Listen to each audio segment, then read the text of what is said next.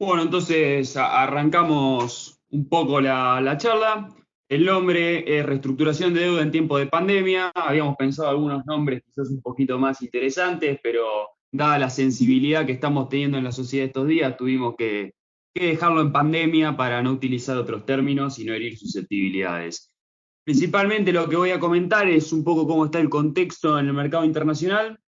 Después, cómo está el contexto en el mercado local y finalmente cerrar con algunos temas que quedan quizás en el tintero. Vamos a evitar las grandes exposiciones teóricas, sin embargo, voy a tirar algún repaso de dos o tres conceptos que me parecen particularmente importantes, más que todo en esta situación.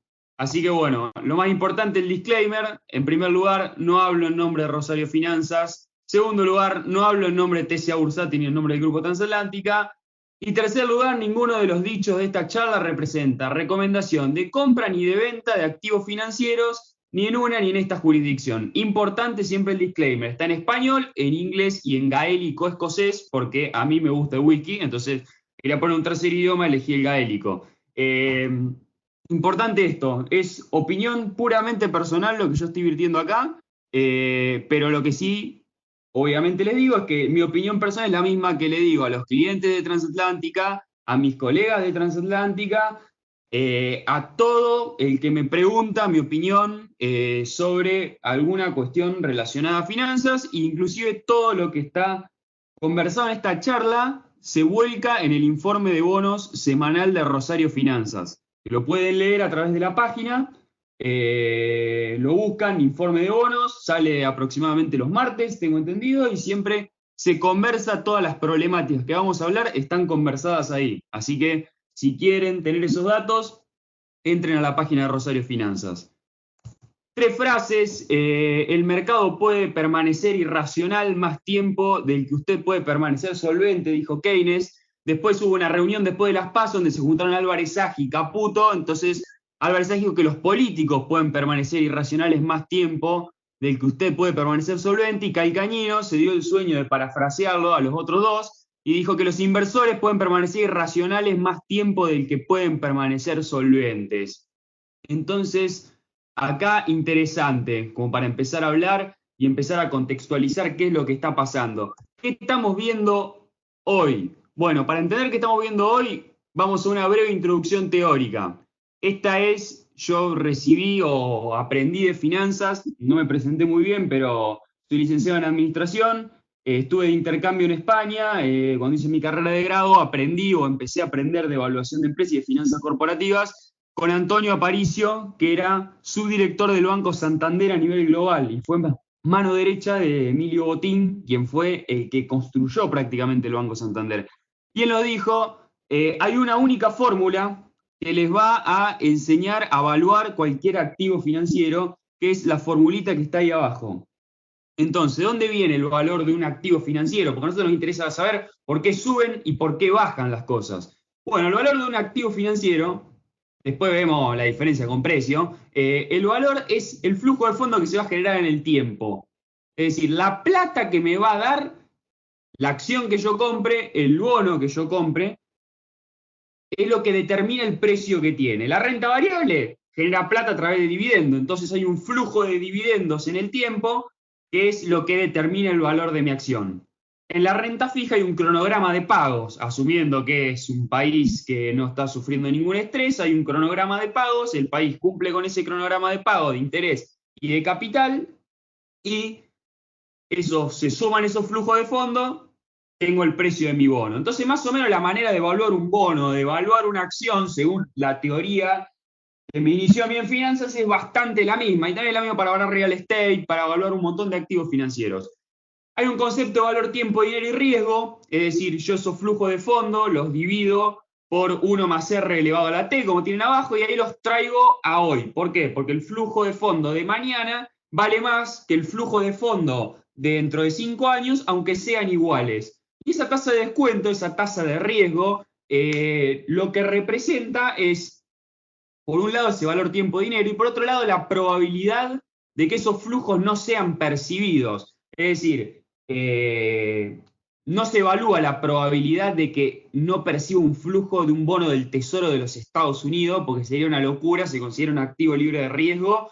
Si bien hay alguna anécdota que quizás podríamos llegar a contar, que es que sí tuvieron algún evento crediticio en su historia, pero la convención de las finanzas corporativas me dice es libre de riesgo. Y generalmente estas tasas que yo utilizo para descontar ese R, que está por ahí abajo, se compone de dos elementos: la tasa libre de riesgo, que es la tasa del bono yankee, y la prima de riesgo, que si estamos hablando de bonos argentinos, la prima de riesgo no es más que el famoso riesgo país. En realidad el riesgo país es agarro un paquete de bonos y hago la diferencia entre la tasa libre de riesgo y el rendimiento de cada uno de esos bonos en el paquete, y ahí llego a lo que es el riesgo país. En fin, y en el caso de equity, cuando yo evalúo activos de renta variable, generalmente se convierten a dólares los flujos cuando usamos técnica de evaluación de empresas, los researchers, y después lo que hacemos es descontamos a una famosa tasa que se llama KPM. No me voy a poner muy técnico, pero si la cuestión que si la empresa que queremos evaluar, sus acciones, cotiza o es de un mercado emergente como Argentina, el KPM utiliza una modificación llama country spread y terminamos metiendo el riesgo país. O sea que el riesgo país te impacta en todos lados, estés en renta fija o estés en renta variable. Así que quizás ya más o menos van a saber algunos de lo que yo pienso de que la renta variable y la renta fija están muy unidas y que no estás zafándote de la situación de reestructuración de deuda en Argentina por irte a renta variable. Imposible. Bueno, ahora entonces, ¿cómo se forman los precios de mercado? Bueno, el precio de mercado justamente es agarrar esa fórmula, que es una proyección de qué dividendo voy a recibir en el futuro, de qué flujo de fondo voy a recibir en el futuro, de cómo va a pagar ese bono. El mercado lo que hace, forma expectativas de cómo va a ser esos flujos, forma una expectativa de tasa y genera el precio de esa manera. El problema es que hay mucha gente, gente con distinto poder de mercado, entonces se genera una agregación o promedio de expectativas. Esto es claramente, yo dije que es un flujo de fondos que se van a generar en el tiempo, sé que es un ejercicio a futuro. Nadie paga por lo que ganó otro hace años. YPF en el año 99 tenía la división YPF internacional y operaba en Indonesia. Hoy estamos pensando cómo hacemos para mantener a Vaca Muerta. Así que claramente el valor de YPF hoy va a estar mucho más relacionado en qué idea se nos cae para que Vaca Muerta funcione, que en el año 1999 éramos una petrolera que quizás teníamos un lugar más importante en el mundo y operábamos en Indonesia. Entonces, claro eso, nadie paga por lo que ganó otro hace años, nadie paga la rentabilidad de una empresa de hace 5 años, nadie paga la rentabilidad de una petrolera cuando el precio del barril era $120 y ahora vale 20 y pico. Y a la hora de formar las expectativas es clave el rol de la macroeconomía global, el rol de la macroeconomía local, cómo está la industria y cómo está el emisor en sí mismo, cómo está la empresa en sí misma. Vamos desde arriba hacia abajo y todo eso impacta sobre el precio de los activos financieros. Bueno, dicha la introducción teórica, vamos a ver en qué andamos hoy. ¿Qué pasa hoy en los mercados globales? Coronavirus. El coronavirus es al menos lo que se llama en macroeconomía un doble shock. Por un lado, un shock de oferta, es decir, hay menos Producto Bruto Interno en el mundo porque los gobiernos tuvieron que tomar la medida de encerrar a la gente para no esparcir la peste por todos lados. O sea, es autoimpuesto el shock, pero las circunstancias nos llevaron a que tengamos que imponer la cuarentena. Segundo lugar, un shock de demanda, en el sentido de que las personas se quedan en la casa, ven que todo se empieza a caer, sus expectativas sobre el comportamiento futuro de la economía son malísimas. Entonces empiezan a tomar medidas precautorias, gastan menos, ahorran más. ¿Cuál es el shock original? No tengo idea. Supongo que es el shock de oferta. La mayoría de los papers que han escrito hasta el momento, desde que irrumpió el coronavirus, no nos saben identificar qué shock pasó primero. Yo tengo mi teoría personal que es un shock de oferta, pero la verdad es que no hay contexto, no hay consenso, y tampoco se sabe cuánto impactó por demanda y cuánto impactó por oferta. Y es importante saber cuánto impactó por demanda y cuánto impactó por oferta. Porque, por ejemplo, la política fiscal y monetaria expansiva de aumento de gasto y de flexibilidad tributaria y de inyección de plata, trabaja más sobre la demanda agregada que sobre la oferta agregada. Sobre la oferta agregada puede llegar a trabajar una cuestión de flexibilidad tributaria, pero no trabaja tanto todo lo que es esta superinyección de liquidez que está haciendo la Reserva Federal. ¿Es importante que la haga? Sí, por supuesto. Pero bueno, al fin y al cabo, este doble shock, inicialmente de oferta, propagación termina en un shock de demanda, los ciclos económicos son movimientos sincronizados, o sea, el crecimiento y decrecimiento es resultado de shocks de oferta y de demanda positivos y negativos, la tendencia es favorable, separamos ciclo de tendencia, o sea, los países no se van a ir a priori con la información que tenemos hasta el momento, no se van a ir a pique, pero sí podemos ya estar empezando a hablar de un fin de ciclo. Goldman en Estados Unidos ya está hablando de la peor contracción trimestral desde la crisis de 2009. O sea que estamos hablando de que, por un agravante después, que lo voy a mencionar, pero no nos olvidemos que Estados Unidos todavía no está en el pico de casos de coronavirus. O sea, lo que vimos hasta ahora en los mercados, toda esta volatilidad, toda esta caída, puede ser que no sea el fin, porque todavía Estados Unidos no llegó a la máxima cantidad de casos que debería tener según la Organización Mundial de la Salud de coronavirus. O sea, todavía la economía americana se cerró hace relativamente poco. No estamos viendo todavía los efectos. Hasta ahora es todo juego de expectativas a nivel doméstico de Estados Unidos. Bien, y después les remarco una cuestión en el tema de la política monetaria laxa de bajar el costo de endeudamiento que está llevando adelante la Fed, un poquito para estimular el consumo y que no se planche tanto la inversión y para que no se generen altísimas volatilidades en el mercado financiero cuando los inversores quieren aumentar sus posiciones de liquidez, porque acá lo que se genera siempre en esta situación es que el inversor quiere quedarse líquido. El que hizo un comentario muy apropiado fue Paul Krugman, que es Premio Nobel de Economía, que dice que aunque el accionar de la Fed de bajar el costo de endeudamiento es adecuada, en su opinión, los recortes de las tasas de interés de 2007 y 2008 fueron 5 veces los observados el pasado domingo, pues esto es una cita directa, el pasado domingo fue el día que fue el recorte de emergencia de la Fed, y aún así, habiendo en 2007-2008 hecho un recorte 5 veces mayor que ese recorte de emergencia, no fue suficiente para prevenir la recesión que se vino en Estados Unidos. A ver, una recesión no dura eternamente. O sea, saquémonos el miedo de la depresión, la gran recesión. No duran eternamente y la tendencia no es desfavorable. Pero la vamos a pasar mal por un rato, el mundo. Si Estados Unidos anda mal, el mundo anda mal porque es un participante muy importante del comercio internacional. Y después, otra situación que me parece muy importante es hablar que estamos en un mundo de bajísimas tasas de interés. Desde la crisis de 2008, tasas de interés muy bajas, cercanas a cero, negativas. Japón, desde que nací yo, prácticamente está con tasa negativa. La Fed prácticamente fue todo un parto el proceso de suba de tasa de 2018. Trump con la guerra comercial apretando al presidente de la Fed. ¿Eso a dónde nos llevó? Nos llevó a un lugar donde los bancos centrales tienen muy poco espacio para recortar tasas de interés. O sea, hoy el presidente de la Fed, Jerome Powell, debe estar arrepintiéndose de haberle hecho caso a Trump cuando le decía en el medio de la guerra comercial que le baje la tasa de interés porque el resto de los países la bajaba, que la moneda, que la exportación y todo el show de Twitter que se armaba, porque el pibe este ahora necesita esos puntos de tasa de interés para recortar y no terminar una trampa de liquidez en cero, y no los tiene. Esto es lo importante de tener un banco central independiente, que me parece que, opinión personal, por eso está el disclaimer, que en Estados Unidos en los últimos 2 años dejamos de ver eso, dejamos de ver una Fed independiente y empezamos a ver una Fed bastante más suscitada o bastante más subordinada al poder político. Powell al principio le peleaba a Trump, ahora ya no lo hace más. Punto siguiente, tras que somos pocos parió la abuela, obviamente, no solamente teníamos que tener coronavirus, sino que nos tenía que venir un quilombito en el petróleo. Reunión de lo que es países exportadores de petróleo, muchacho, el coronavirus está bajando el crecimiento económico, baja la demanda de energía, si baja la demanda de energía, bajan los precios de petróleo, tenemos que recortar la oferta para mantener los precios. Arabia Saudita propone eso, Rusia se niega. ¿Qué hace Arabia Saudita? Le pone los precios del petróleo tan bajos para desgastar a Rusia que nos llevó a los mínimos históricos que no veíamos hace un montón de tiempo. El día 9 del 3, Goldman Sachs habla de que el pronóstico para el mercado petrolero era aún más pesimista que en noviembre de 2014, cuando empezó una guerra de precios similar. Y el precio del Brent se fue de 115 a 47.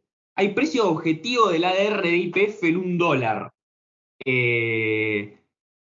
Yo ahí puse un disclaimer para economistas, espero que haya alguno. No sé si se acuerdan de Microeconomía 1, Pindic, Fulvarian, que hablaba de los cárteles y las estrategias de castigo, que si el juego era repetido y no se sabía cuándo terminaba, lo que pasaba es que podíamos pasar por un tiempo de disciplinamiento, en donde tenemos precios cercanos a la competencia perfecta, para después quizás reencauzar los recortes de producción. ¿Por qué? Porque acá lo que pasa es que si uno de los países vende petróleo más abajo, como es un commodity, le compra a cualquier otro, entonces le saca ganancias al resto. Entonces, todos los países tienen que estar coordinados para mantener un determinado precio de petróleo.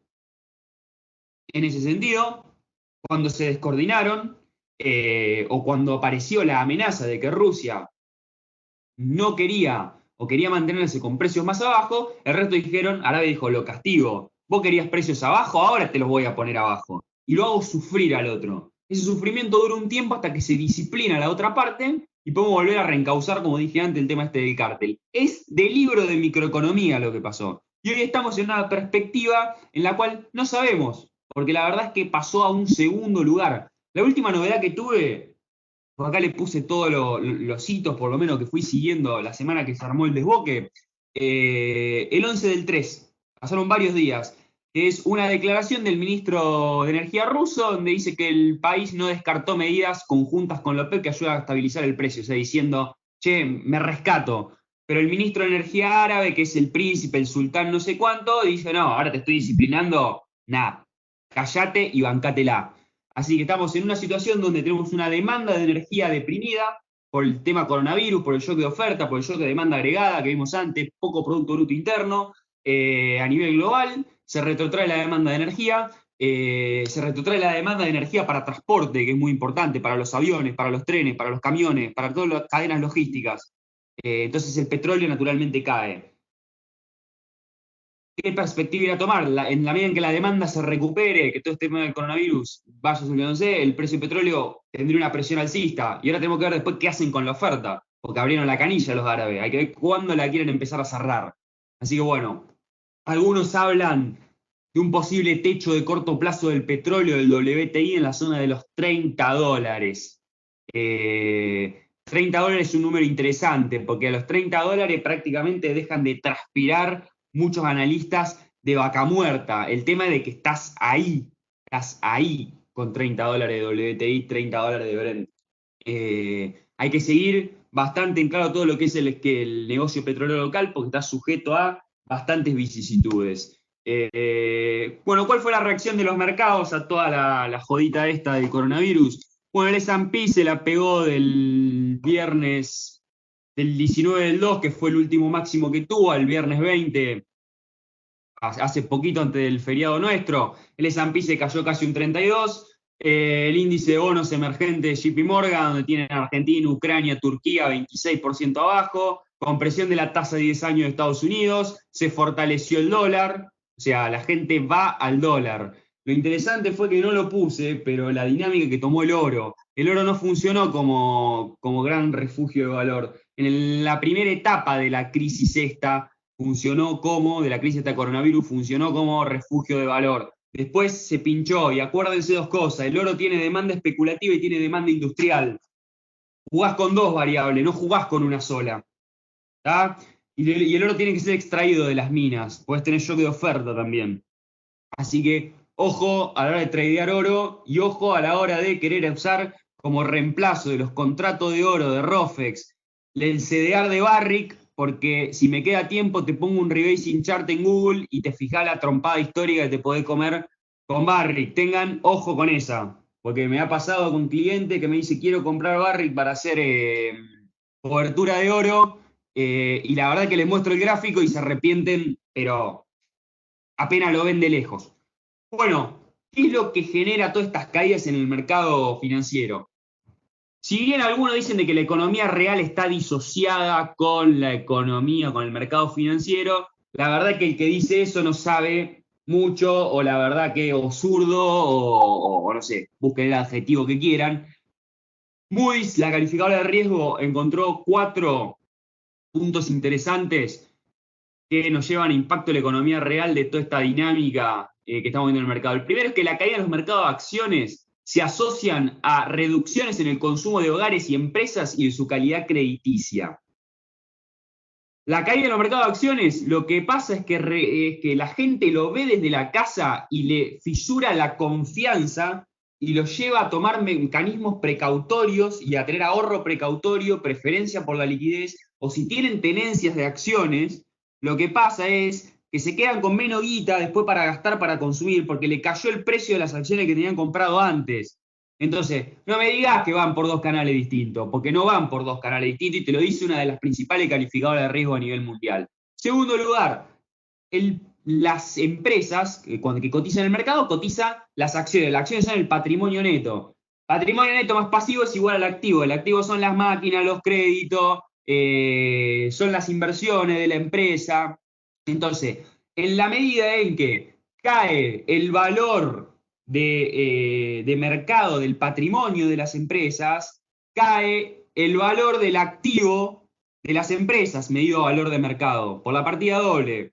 Acuérdense de eso. Y la deuda quizá no se mueva tanto. Al no moverse la deuda, y al ser los activos, las inversiones de la empresa, el colateral, con lo cual yo voy a usar para pagar la deuda, o quizá lo tenga que vender para pagar la deuda, si cae ese valor de mercado, cae el respaldo de las deudas corporativas. Entonces, tampoco es joda de que se mina la capacidad de repago ante mercados fuertemente bajistas. Cuarto punto, si las empresas ahora, por ejemplo, Apple, hizo un profit warning diciéndote, che, ojo que no voy a llegar con mis objetivos que tenía para el primer trimestre por el coronavirus, y que hoy, novedad de hoy, el iPhone 12 parece que el lanzamiento se va a dilatar en el tiempo, tengo una contracción disruptiva en los beneficios operativos, los beneficios que tengo por hacer mi negocio, mi EBITDA, mi resultado operativo, llamémosle como quieran. Cuando se contraen esos beneficios que yo obtengo por hacer mi negocio, por vender mis iPhone, se gatillan automáticamente planes de desinversión. O sea, empezamos a recortar, a invertir menos o a vender maquinarias, a vender, a desechar procesos de investigación y desarrollo. Chevron fue de las primeras petroleras que hace 2 días decidió cortar fuertemente su plan de inversión. Entonces, cuando cae la inversión de las empresas, se la pone el PBI, la famosa lluvia de inversiones. ¿Se acuerdan que el crecimiento iba a venir por ahí en la época de Macri? Bueno, acá la lluvia de inversiones va a ser, pero para adentro, no sé cómo va a ser, porque las empresas, si empiezan a retrotraerse, eso después tiene necesariamente un correlato en la dinámica del PBI, un correlato en la capacidad productiva de los países y un correlato en la capacidad de generar flujo y guita para las empresas. No es joda. Y después, último punto, cada vez que yo veía a la Fed salir para un recorte de tasa de emergencia, me asustaba. ¿Y por qué me asustaba? Porque del año 94, cada vez que hizo un recorte de emergencia, el S&P se la puso. Esa es la realidad. La experiencia histórica dice que después de un recorte de emergencia de la Fed, el mercado de acciones se la pone. Generalmente, después lo que hacen es, meto el recorte de emergencia y después te corrijo en un movimiento distinto. O te la mantengo o te subo la tasa después porque me fui al carajo en el recorte de emergencia y no sirvió nada. La situación acá es que pasa eso. Si se fijan, repásenlo. Miren el S&P, fíjense, cada vez que la Fed salió a hacer un recorte de tasa de interés de emergencia, porque el mercado era un quilombo, se la puso peor. Ténganle miedo a los recortes de tasa de emergencia, los recortes de emergencia de la Fed, porque la verdad que históricamente no nos sirvieron de nada. Bueno, más o menos la perspectiva va tomando idea. Esperanza condicional en Asia. ¿Por qué digo que puede llegar a empezar a haber algún brote verde en todo el tema del coronavirus? En primer lugar, semana pasada, el 19, China no registró nuevos casos domésticos. Ojo con lo que pasó el 20. En Hong Kong, 48 nuevos casos. Hong Kong era de los que menos casos había tenido a pesar de estar al lado de China. Por la dureza que tenía en lo que eran los controles que imponía. Relajó los controles, que subió 48 casos en un día. Son casos importados, ok. Cuestión que hay que tener ojo con los levantamientos en las restricciones, porque ahora estamos todos en las casas. Tenemos que ver cómo se va tornando la dinámica del coronavirus cuando nosotros salgamos de nuestras casas a producir y empecemos a producir de nuevo. Y después el 24, o sea, antes de ayer, se habló de un levantamiento de las restricciones al tráfico en la provincia de Wuhan, que es donde fue el foco del coronavirus, y a partir del 8 de abril se declara el fin del cierre de la ciudad. Entonces ya vemos a China, que fue el país donde se originó esta crisis, saliendo de la crisis. Después me voy al 24, día feriado. Yo lo vi un poquito jornada bisagra. ¿Por qué? En primer lugar, se conoció el inminente fin del brote en China. El segundo punto ya me quedó viejo porque al final terminaron acordando, que fue que los demócratas y el secretario del Tesoro ahí en el Congreso, partido contra partido, terminaron llegando a un acuerdo para trabajar en una ley de estímulo de 2 billones de dólares ampliable a 6.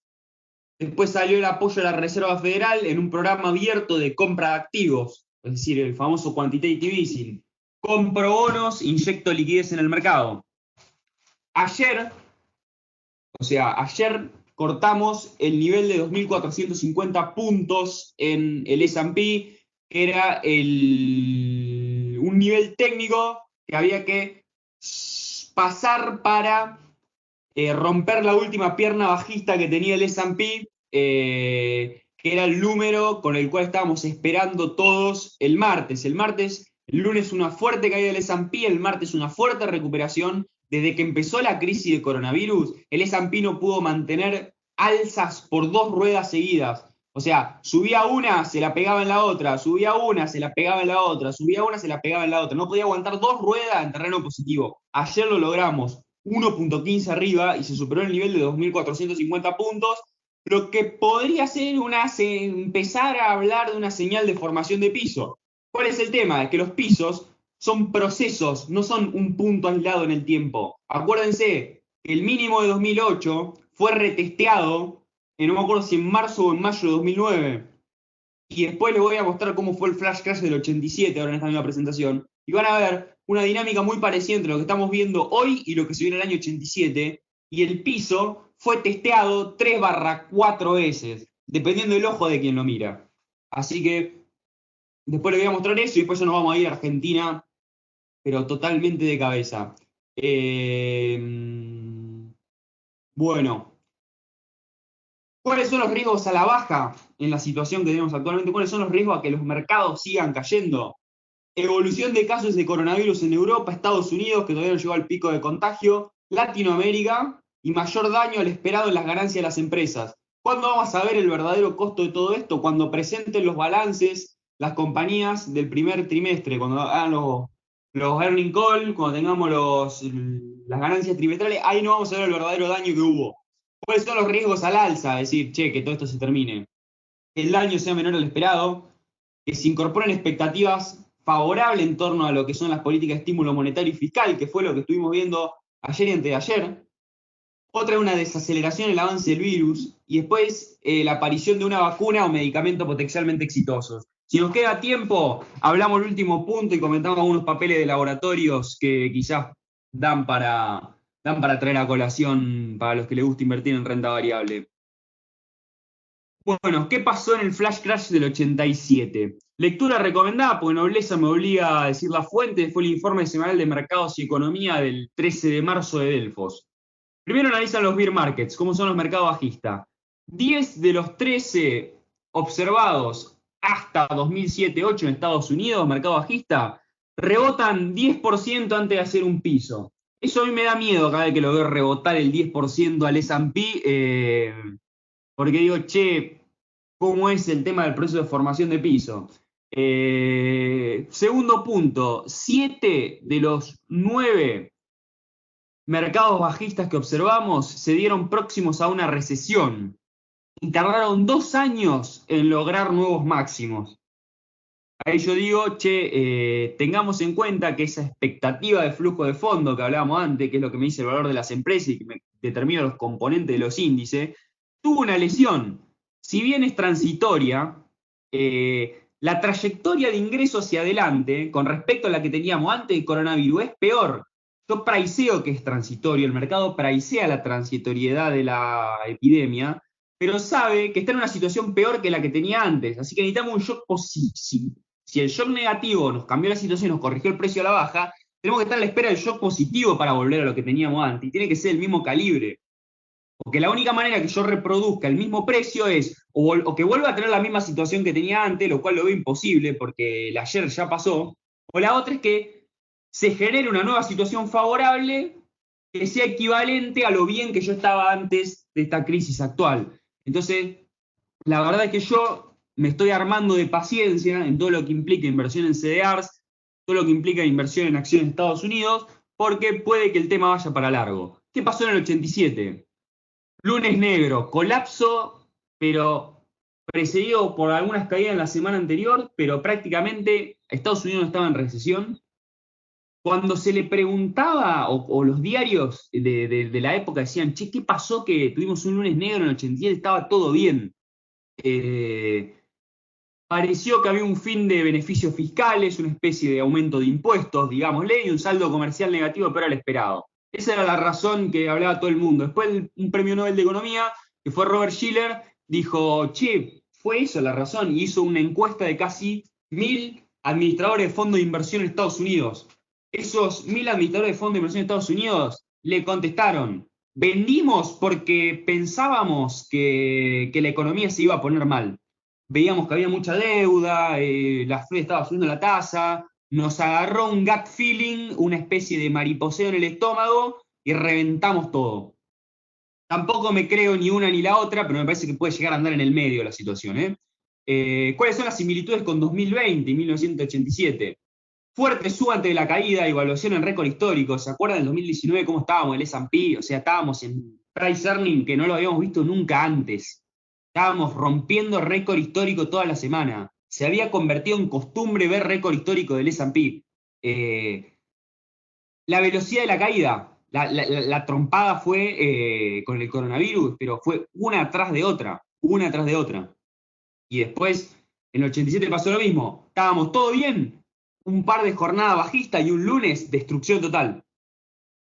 Proceso de compresión de la tasa 10 años durante el evento, o sea, la gente sale de renta variable, sale de activo riesgoso y se va a los bonos del Tesoro americano.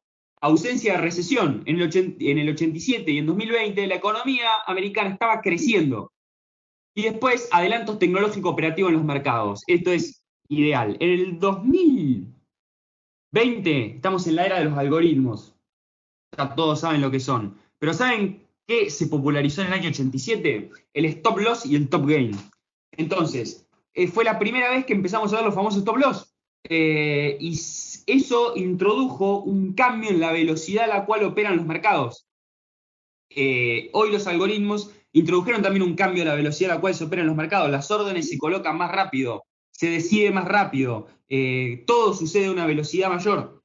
Entonces, la verdad es que fueron cuestiones tecnológicas disruptivas. ¿Cuáles son las diferencias entre el 87 y el 2020? Bueno, 2020 tenemos una guerra comercial en stand-by, no sabemos en qué quedó. El comportamiento de la tasa a 10 años, no durante el evento, sino antes del evento. Nosotros ya veníamos comprimiendo tasa a 10 años y teníamos la Fed haciendo una política de baja de tasas de interés. En el 87 estaban haciendo una política de alza de tasas de interés porque venían de una recesión, venían de la expansión después de una recesión, en la época que los libros de economía le daban bola, y cuando la economía americana se recalentaba, le metían un chutecito ahí a las tasas de interés para que ande todo bastante más aceitado. Cosa que no estamos viendo ahora, que somos más fanáticos de las tasas bajas. Bueno, entonces la situación es que diferencias y similitudes parece bastante parecido uno con la otra.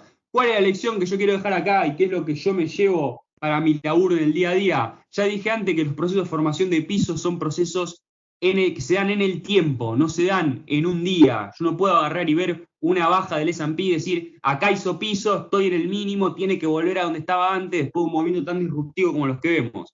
Entonces acá yo puse un par de ejemplos de qué fue lo que pasó en el 87. Hay un mínimo que fue el 19 de octubre del 87, se testeó 2 veces, y después se retomó una tendencia medianamente alcista el 4 de diciembre.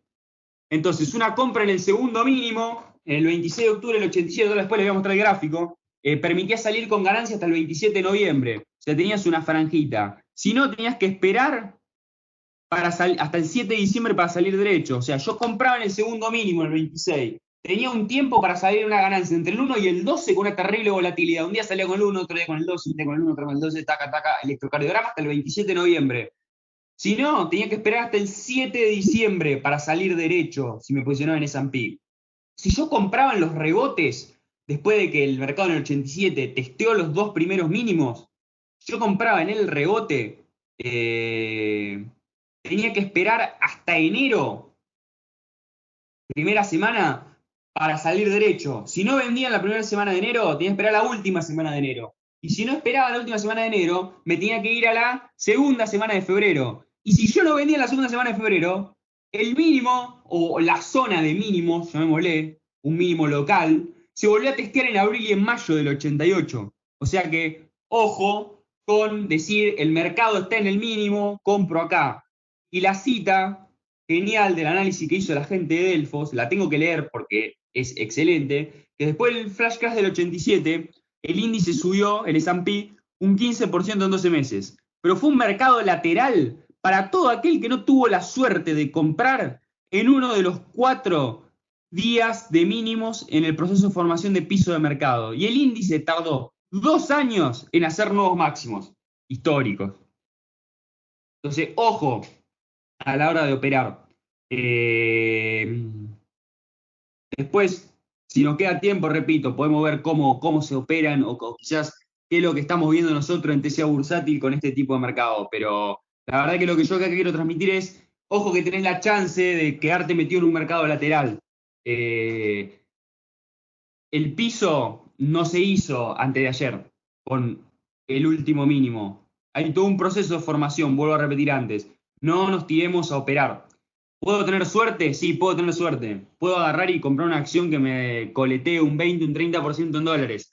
Pero es la misma suerte que yo tengo cuando voy al casino y le juego al rojo o al verde.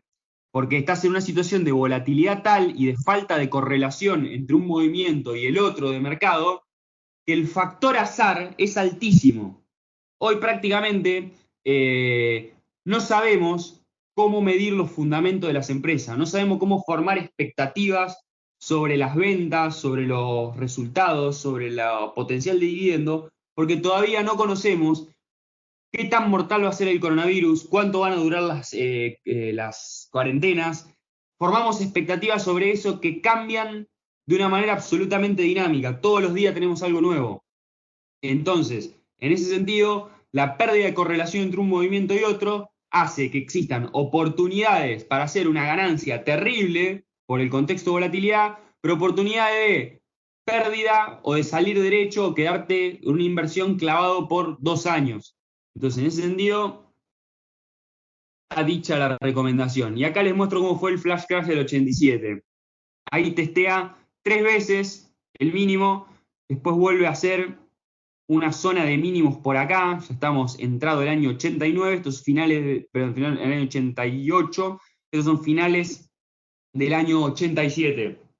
Fíjense, si comprabas por acá, podías salir por acá y podías salir por acá. Pero si comprabas por acá o por acá, estabas un poquito más complicado. Entonces, cuidado donde te parabas, si entrabas acá, ni te digo. Pero cuidado en el momento en el cual te parabas, porque te pasaba la de quedarte en un mercado lateral. Entonces, la imagen me parece que habla por sí sola. Y ahora nos vamos a Argentina, porque me quiero divertir un poquito más de toda la situación. Bueno, ¿qué pasa en Argentina? Me parece que ya todos más o menos sabemos lo que pasa en Argentina. Lo puse desde las PASO, cómo se movió el Merval, cómo se movió el riesgo país, el contado con liquidación, el índice de tipo de cambio real multilateral y el índice de tipo de cambio real bilateral contra Brasil. Los últimos dos son indicadores de la competitividad que tienen las exportaciones de nuestro país. Desde las PASO a después de las PASO, el mercado se la puso un 40. A septiembre, reperfilamiento, control de cambio, etcétera, etcétera, se la puso un 50. Al 20 de enero, el Merval más o menos estaba intentando, estamos hablando Merval en peso, en dólares, ni te digo. Estaba intentando ponerse al mismo nivel antes de las PASO. 20 de marzo de 2020, volvemos al mismo nivel, prácticamente que nos la misma caída porcentual que con respecto a las PASO, de nuevo. El riesgo país lo teníamos en agosto de 2019 en 800, después de las PASO 1400, control de cambio, reperfilamiento 2500, 20 de enero 1800, ley de reactivación solidaria, no nos gusta porque aumenta los impuestos, pero mal que mal mejoraba la posición fiscal de Argentina. Coronavirus, 20 de marzo, 4000 de riesgo país. Contado con liquidación, bueno, más que evidente, 45 pasamos en agosto a 2019 a 91, un aumento del 100%. Y dice tipo de cambio real multilateral, ese es un tema sobre el cual quizás voy a hablar un poquito de política monetaria al final de la charla, pero sí quiero meterles una idea. Por favor, nadie se vaya corriendo a operar ahora esta idea porque solamente les digo, vayan y miren el dato. En la página del Banco Central se publica el índice de tipo de cambio real multilateral. Ese es Argentina contra todo el resto de sus socios comerciales, armas una canasta y te tira un número base 100. Y después se arma contra cada país, contra Brasil, por ejemplo. Brasil tuvo una fuerte depreciación con todo el tema de coronavirus. Argentina hoy, los productos argentinos para Brasil son menos competitivos que antes de la trompada que nos pegamos de la crisis de balanza de pago del año 2018, Macri Peña a la cabeza. O sea, Argentina tuvo una crisis de balanza de pago que le llevó una terrible depreciación de la moneda, que como seguimos inflacionando, metimos un control de cambio y no depreciamos nuestra moneda, como lo hicieron el resto de nuestros socios comerciales, nosotros perdimos competitividad. O sea, nos fumamos parte de las consecuencias de una crisis de balanza de pago y la competitividad desapareció contra Brasil. Y estamos en un nivel, fíjense, 20 de marzo, si miro el multilateral, que es la penúltima fila, 9 del 8, antes de las PASO, 112,85 el índice tipo cambio real multilateral. Alberto Fernández dice, este es un dólar electoral, es un precio artificial. Bueno, el del 20 del 3 de 2020, Alberto Fernández es un dólar recontra remil reelectoral, 112,85 de Macri. Estás en la misma, Macro, chabón, sos Macri. Es la misma artificialidad y la misma falta de competitividad que le adjudicabas a tu contrincante, la tenés vos ahora. Y contra Brasil ni les cuento. Macri, el dólar electoral de Macri nos hacía competitivos a Argentina contra Brasil el 9 del 8, mucho más de lo que somos ahora. O sea, tengamos ojo. Está bien que ahora Nobleza obliga a decir, Alberto Fernández tuvo el shock del coronavirus que no lo quiso. No lo quiso y nadie lo quiso y quizás si no lo hubiésemos tenido la historia hubiese sido distinta. Pero bueno, es lo que nos toca. Es la cancha en la cual tenemos que jugar. Es la cancha en la cual se va a reestructurar la deuda argentina y es la cancha en la cual nosotros tenemos que invertir. Diagnóstico de situación, me parece que no sé si da para hablar mucho más. Derrota de Macri en las PASO 2019. El país tenía un acceso limitado al mercado de capitales y de ese acceso limitado, donde mirábamos las licitaciones de letes y las mirábamos y decíamos cuánto metió, cuánto no metió, entraron a la corta, entraron a la larga se la llevó el ANSE, la corta rolearon los inversores. Eso pasó a una situación de cierre total, reperfilamiento de deuda de corto plazo y la CUNSA ya estaba hablando de una reestructuración de la deuda, de bonos en ley extranjera y en ley argentina. ¿Cómo llegamos a agosto de 2019? Bueno, en 2018 la Argentina acumuló 9 años de déficit de cuenta corriente, es decir, el país le pedía prestado al mundo, en vez de prestarle el país al mundo. Esta dinámica un poco se dio vuelta en el último tiempo, que empezamos a tener un superávit de cuenta corriente, pero bueno, digamos, no, me parece que no es tanto resultado de una supergestión económica, sino de una cuestión de una baja muy fuerte en las importaciones. Históricamente, Argentina, cada 11 años que acumula déficit de cuenta corriente, se pega un palo.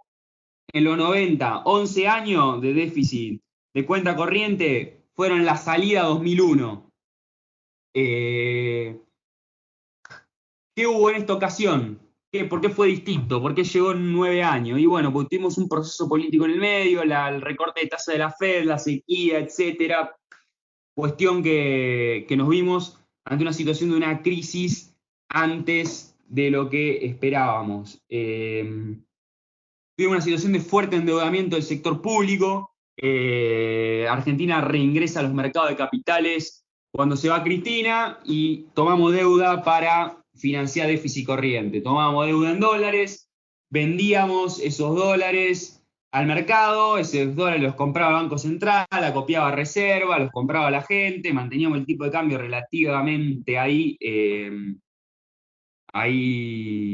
calmado en la medida en que pudimos. La gente estaba más o menos contenta con la situación. La cuestión es de que financiábamos gasto corriente, financiábamos sueldos, financiábamos intereses que teníamos que pagar, financiábamos proyectos, había proyectos también de inversión que hacía el Estado.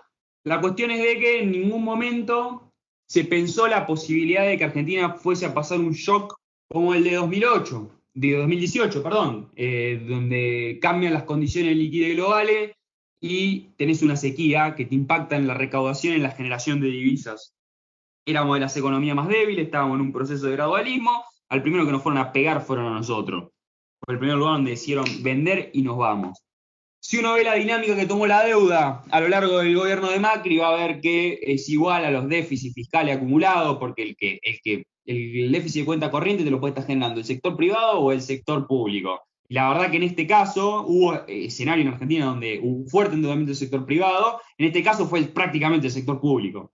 La cuestión es de que la cantidad de deuda que tomamos no es igual a la cantidad de déficit que tuvimos, sino que es un poquito más, financiamos un poquito más, financiamos formación de activos externos, nos guste o no, en la medida en que el Banco Central, porque nosotros íbamos como unos tarados cerrando posiciones en pesos para pasarnos a dólar, porque se venía la trompada y estábamos cuidando nuestro patrimonio, el Banco Central nos estaba financiando, vendiendo reserva, la salida de nuestras posiciones en pesos. Entonces, en ese sentido, hay que hacer un mea culpa como sociedad entero de que somos unos dementes, que ante cualquier... Y somos unos dementes porque la historia argentina nos hizo ser dementes. Ante cualquier miedo que vemos, ante cualquier riesgo que vemos, vamos al dólar y vamos al dólar. No, no hay mucho más que darle. Entonces se vendieron los dólares de la deuda y después hay una cosa muy interesante, y esta no la digo yo, la dice un economista kirchnerista, que la dijo en una conferencia. Claramente me parece que ya medio que quedó en claro que soy medio gorila de derecha y todo eso, y soy medio gorila de derecha, pero bueno, lamentablemente es lo que toca. Algunos se preguntó por qué el Fondo Monetario nos dejó vender toda la guita del préstamo para teóricamente financiar la fuga, como dicen los kirchneristas, no sé, sí, financiar la fuga, porque al fin y al cabo es salirse del peso y irse al dólar. El economista kirchnerista que le escuché una conferencia, decía, vos fijate cómo es el gasto público, el componente de gastos en dólares que tiene y el esquema de retenciones que habíamos puesto con los topes y que era en pesos. Vos tenés una recaudación fuerte en pesos, tenés subsidios en la energía en dólares, tenés muchos intereses de deuda en dólares y tenés un montón de gastos dolarizados que estás subsidiando. Entonces me dice, los gastos están muy relacionados con el dólar, los ingresos tampoco relacionados con el dólar, los ingresos fiscales de los impuestos. Entonces, si vos haces una derivada del gasto público, del déficit fiscal contra el tipo de cambio, no existe efecto licuación en la Argentina 2018-2019. No hay una DEVA que te licúe algo. Lo que haces es, si vos no salís a controlar el dólar, que fue lo que hizo Caputo en su momento, la trompada era histórica, porque pasaba de que podías duplicar, triplicar el déficit fiscal que tenías. O sea, el fondo no estaba financiándole la fuga de manera directa en un plan maquiavélico para que se fuguen los dólares de Argentina. Los tipos estaban intentando hacer que nosotros cumplamos un objetivo de déficit fiscal. Entonces, en ese sentido, si vos dejabas que el dólar se te desbocaba el déficit. Eso fue 2018. En 2019 la situación cambió un poquito más, el desboque del dólar no nos llevó a una situación deficitaria tan grande, pero bueno, tenemos que entender que ese fiscal neutro que tuvimos en 2019 no lo vamos a volver a ver. Bueno, ¿qué vimos también después de las PASO? demanda de dólares, no había oferta de dólares, se pone el control de capital liviano de los $10.000, rulo que va, rulo que viene, el parking, el rulo VIP, etcétera. Les aviso una cosa, por si alguno no sabe, el parking sigue vigente para la venta de dólares por parte de personas físicas / personas humanas, aunque algunos no parezcan humanos. Sigue vigente el parking, por favor, a los que tienen cuenta en las Alix y nos llaman a los operadores, acuérdense del parking. 5 días de parking, compro al 24D, lo mantengo 5 días en cartera, lo vendo a los 5 días, 5 días hábiles. Bueno, se elige un nuevo gobierno, se endurece el control de capitales en octubre, se sanciona la ley de solidaridad social y reactivación productiva, se recibe favorablemente por el mercado, a pesar que era mayor presión impositiva. ¿Por qué? Porque ayudaba a cerrar la brecha fiscal y daba una imagen de que el gobierno no iba a ser desastre en el frente fiscal. Expectativa en torno a la reestructuración de deuda de moneda extranjera, se hace un ajustado cronograma, se agrava la situación por el contexto internacional por el coronavirus, y hoy nos vemos en un país que tiene escaso espacio para hacer políticas fiscal y monetaria expansiva en el marco del coronavirus. No tenemos superávit fiscal, no tenemos espacio para endeudarnos, no nos presta guita a nadie, y el Banco Central no tiene espacio para hacer emisión loca. Entonces estamos en una situación en la cual esta situación de coronavirus puede llegar a condicionar todo el comportamiento que van a tener los mercados locales. Miren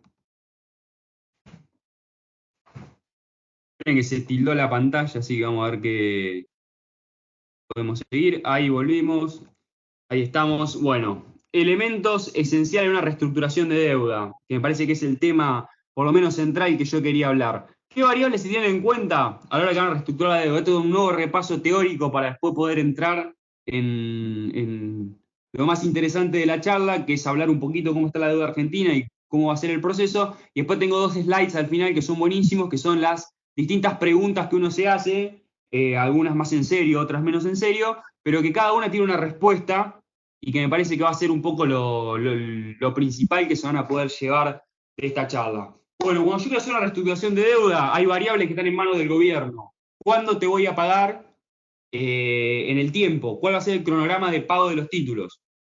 ¿Cuánto te voy a pagar? ¿Te voy a hacer una quita de capital o no? ¿A qué tasa de interés te voy a pagar? ¿Qué pasos voy a seguir para hacer la reestructuración de deuda? Y te tengo que hacer un plan macroeconómico para que vos me comprés toda la huevada esta de alargarte el plazo, monto de capital, tasa, etc. O sea, hay 5 variables en manos del gobierno: plazo, monto, tasa de interés, cronograma del proceso, diseño del plan macroeconómico. Hay otras variables que están dadas, porque el gobierno llegó, asumió y la verdad tiene eso ya decidido por él, que es la legislación en la cual se rigen los bonos. En Argentina hay bono de legislación extranjera, que tienen cláusula de acción colectiva y cláusula de cross default, y bonos bajo ley local. Y los bonos bajo ley local se dividen en 2 grupos: los bonos bajo ley local emitidos por resolución administrativa y los bonos bajo ley local emitidos en la reestructuración de 2005-2010.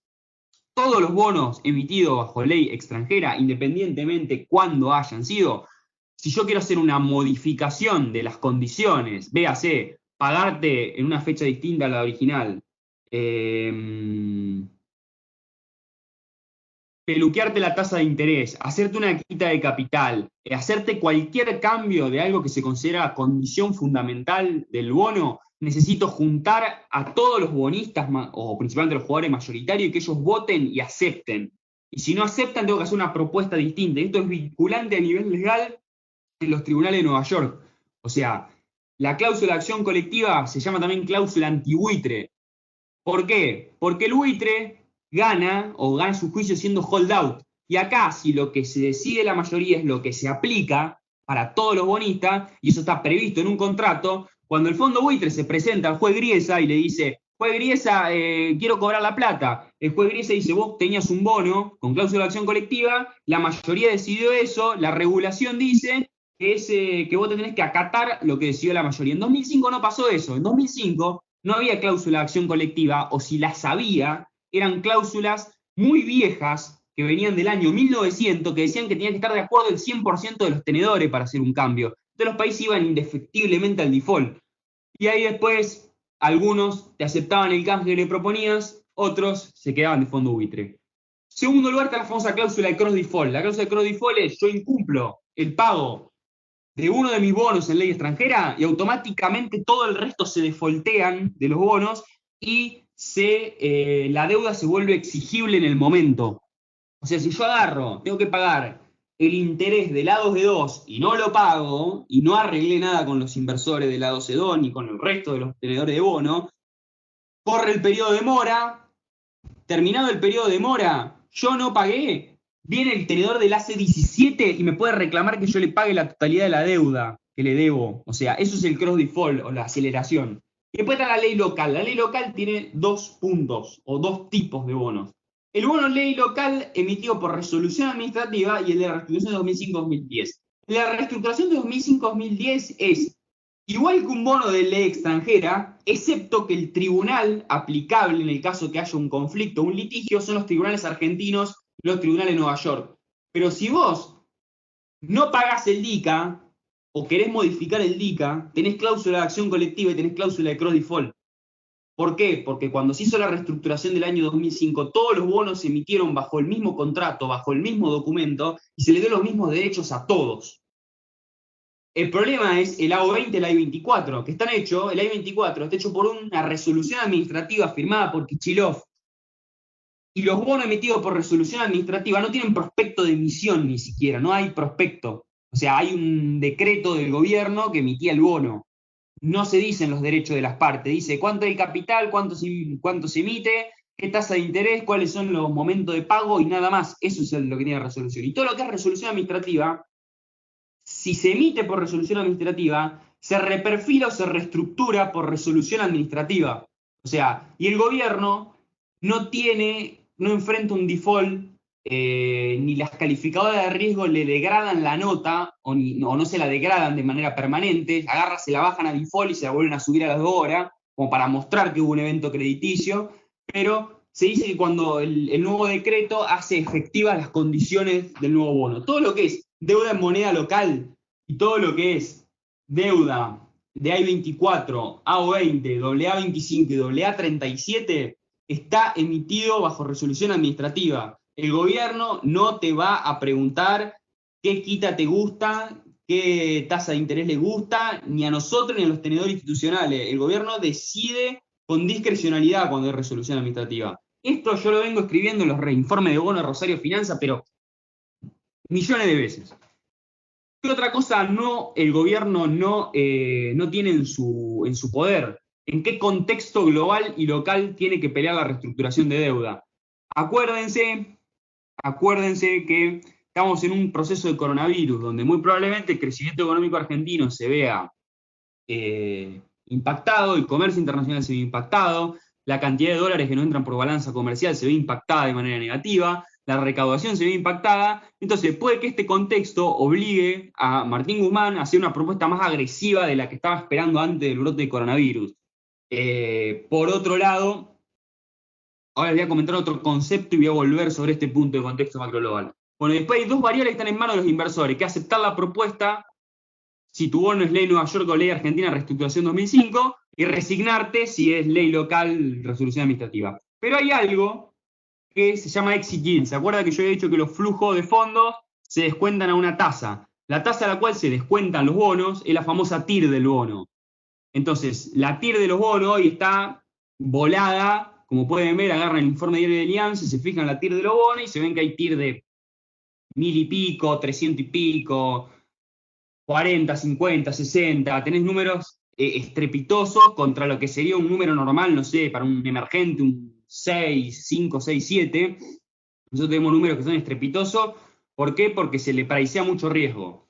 Entonces, esa tasa de descuento, que es el denominador de una fórmula de evaluación de un instrumento financiero, si el denominador es chico, el número de la división es más grande. Si el denominador es grande, el número de la división es chico. Entonces, el mercado, yo tengo un bono viejo, le entrego un bono nuevo, ese bono nuevo va a pasar a cotizarse en la bolsa. Porque yo le entrego a los inversores, algunos venden, otros compran, empieza a moverse el mercado de nuevo de los bonos locales con los nuevos bonos que se vayan a emitir después de la reestructuración de deuda. Entonces, en ese sentido, la TIR a la cual coticen esos bonos, un poco que habla de el apetito de los inversores por esos bonos y determina el valor de la cosa que yo le entrego. O sea, Guzmán no puede decidir al 100% qué tan buena es la propuesta que le hace, porque no puede obligarle al mercado que descuente los bonos a una determinada tasa.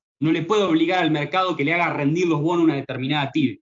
Entonces, en ese sentido, todas las acciones que el gobierno hace configuran cuál va a ser la TIR que van a tener los nuevos bonos y cuál va a ser el valor de la cosa que le vas a entregar a los inversores. Vos le sacaste algo que no valía nada, pero que cuando lo compró el inversor sí tenía un valor, dejó de valer nada por desmanejo económico, por un contexto, por un montón de cuestiones. Yo le saco eso al inversor, el inversor tiene un derecho a cobrar plata que no la va a cobrar quizás en su totalidad, porque va a tener una quita, va a tener una reconformación en el tiempo, y le entrego algo nuevo. Y esa cosa nueva, comparamos el valor de uno y otro, y de ahí surge la quita. Por eso se habla a veces de quita en valor presente, y no se habla de cuánto te saqué del valor residual. Entonces, en ese sentido, Guzmán no puede elegir qué TIR van a tener los bonos que él va a emitir por la reestructuración. Eso es veredicto del mercado. ¿Cómo es la deuda de Argentina? Esto es muy particular. Argentina tiene 323 mil millones de dólares en deuda. El 40% de esa deuda la tiene el sector público. ANSES, Banco Nación, Banco Central de la República Argentina. Tienen el 40% de la deuda de nuestro país. ¿Saben cuánta deuda tiene el sector privado? El 26% de los 323 mil millones está en manos del sector privado, en manos de inversores en el mercado de capitales. Son 83 mil millones. Y después el 23% está en manos de los organismos internacionales. Fondo Monetario, Club de París, Banco Mundial, CAF, etc. Bueno, así que más o menos la imagen es por lo menos interesante. Parece que el 26% de la deuda, que es la que tenemos que pagar los inversores, es la que le está generando problema al ministro de Economía. Cuando la CUNSA decía que había un problema de liquidez y un problema de solvencia, me parece que es más que evidente, aunque después vamos a tener que aclarar algunos conceptos extra. Porque me está diciendo que el 26% de tu deuda es lo que te está generando una insostenibilidad terrible y no sé cuánta cosa. Tenés el 40% de la deuda en manos del sector público. O sea, se la enchufaste a la ANSES la deuda, hermano. Perdón si me saco un poco, pero la verdad que yo veo esta imagen y digo, che, ¿cuánto tenemos que renunciar el 26% de los tenedores de bono para generar un alivio a la Argentina que sea sustancial de alguna manera? Me parece que el tema no va tanto por la cantidad de deuda que hay, sino que podría llegar a ir más por otro lado, y es lo que voy a intentar mostrar ahora. Bueno, acá les muestro otra cosa interesante de ir a quizás hablar de cómo se puede llegar a poner la cosa de la reestructuración para adelante. Habíamos hablado que eran 83 mil millones de deuda en moneda extranjera elegible para ser reestructurada. Estamos hablando de que el 78,9% de la deuda es ley extranjera. Es decir, es ley extranjera con cláusula de acción colectiva y cross default. O sea que con el 78%, casi 79% de los tenedores de bono de Argentina, Guzmán se tiene que sentar a negociar. Tiene que hacer una propuesta, del otro lado puede haber contrapropuesta, se llega a una idea final, llamémosle, a una propuesta final, esa propuesta final se vota a mano alzada. Los votos dependen por la cantidad de tenencia que tiene cada uno, van a ser muy fuertes los fondos de inversión en esas votaciones. Si se acepta la propuesta de Guzmán, se sigue para adelante con la propuesta que hizo Guzmán. Si no se acepta, propone algo distinto. El 17% de la deuda es bonar bajo ley local y letes. Todo eso es emitido por resolución administrativa. Ya vimos cómo hizo la CUNSA, que te reperfiló de un plumazo de las letes y no tuvo absolutamente ninguna consecuencia a priori muy grande, porque sí hubo consecuencias del reperfilamiento. Estoy 17% de la deuda que está en manos de la discrecionalidad del Poder Ejecutivo de turno. Y después tengo el 4% de bonos canje bajo ley local emisión 2005, que dijimos que son ley local, pero que tienen las salvaguardas de los mismos bonos emitidos por la ley extranjera. Entonces tengo 79 más 4 más o menos, estamos hablando de 83. Guzmán tiene que sentarse a negociar con el 83% de los tenedores de bono porque solamente puede manejar discrecionalmente el 17% de la deuda en bonos. Esto es lo más interesante. Mientras nosotros estábamos escuchando la conferencia de prensa de Guzmán del viernes pasado, donde él presenta un PowerPoint con proyecciones económicas que habían estado hechas antes de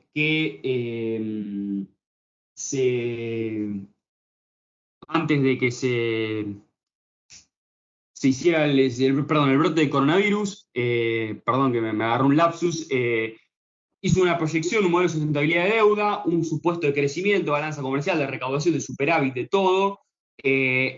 Tomó una tasa de crecimiento que era, digamos, incompatible con un contexto de coronavirus. Entonces, mientras Guzmán hacía esa presentación por teleconferencia, yo lo puteaba, porque yo estaba, parte de mi laburo es escuchar cada vez que habla Guzmán y armar un informe y armar recomendación en base a eso. O sea, yo lo miraba a Guzmán y lo puteaba. Entonces, mientras sucedía todo eso, el Fondo Monetario Internacional estaba subiendo en su página de internet un análisis de sustentabilidad de deuda argentino. Me acuerdo que en la época de Macri, sin ponerme político, los análisis de sustentabilidad de deuda estaban o tenían más o menos 500 páginas. Este tiene 19. La cuestión es que 2 cuentas, 5 gráficos, un estrés test, la deuda argentina es insostenible, punto. Antes eran 500 hojas con proyecciones macroeconométricas, era el cuco leer un informe del FMI.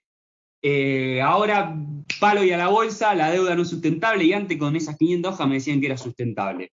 La verdad es que uno llega a un punto en que no sabe pensar, ¿qué es sustentabilidad para el fondo?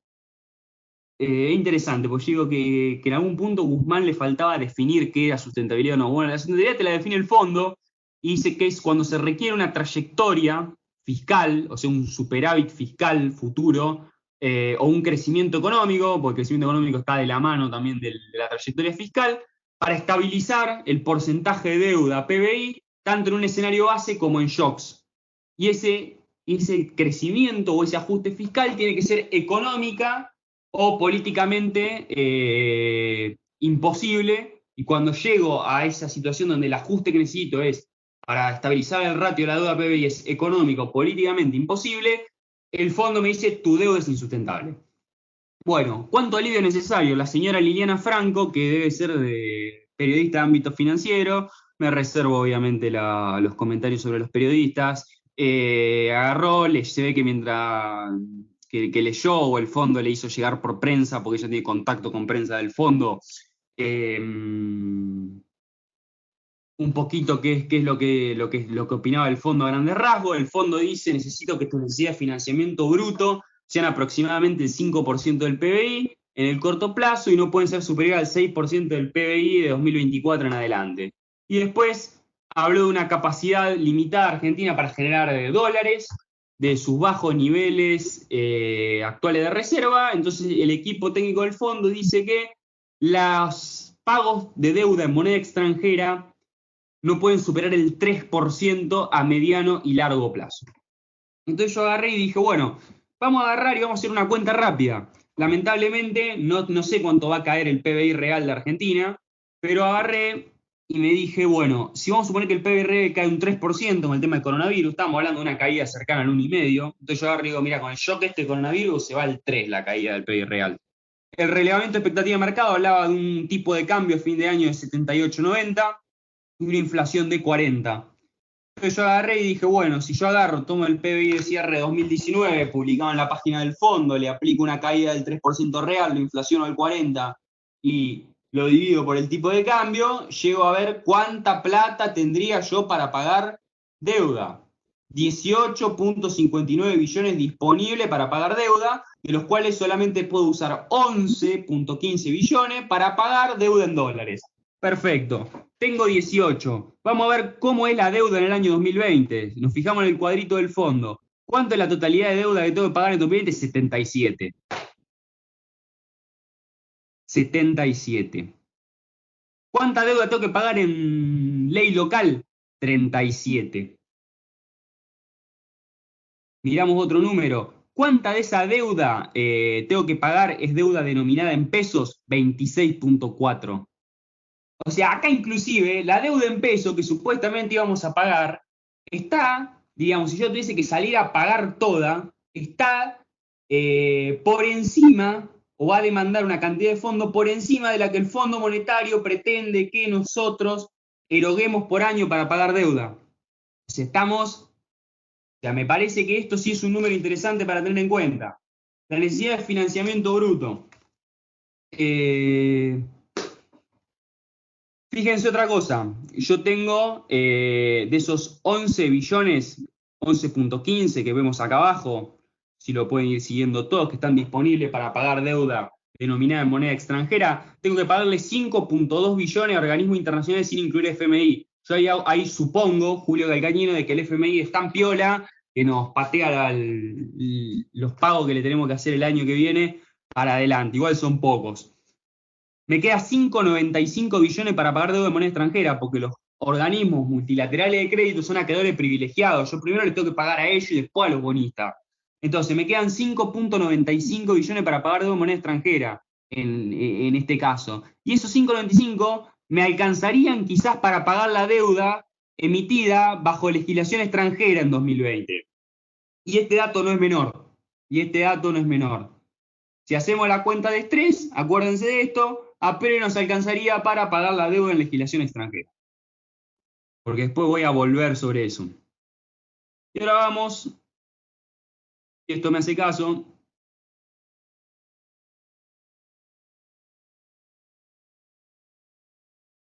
a las preguntas más interesantes. Me parece que tiene esta clase. Le pusimos 2 memes para que sea divertido y se despierten un poco en este punto de la charla. Todas las preguntas que pusimos acá o cuestiones interesantes, me parece todas tienen una respuesta lógica. ¿Se acuerdan del reperfilamiento al uruguaya? Bueno, por lo visto el reperfilamiento va a ser que nos va a dar ganas de ir a vivir a Uruguay más que ser al uruguaya. ¿Cuál es el problema de un reperfilamiento al uruguaya? El reperfilamiento del uruguaya te genera una macroeconomía muy, muy cargada, en el sentido de que no es compatible quizás con un alivio de necesidades de financiamiento en torno al 5%, como dice el fondo. Hoy estamos en que necesitamos necesidad de financiamiento bruta en el 9% en la situación actual.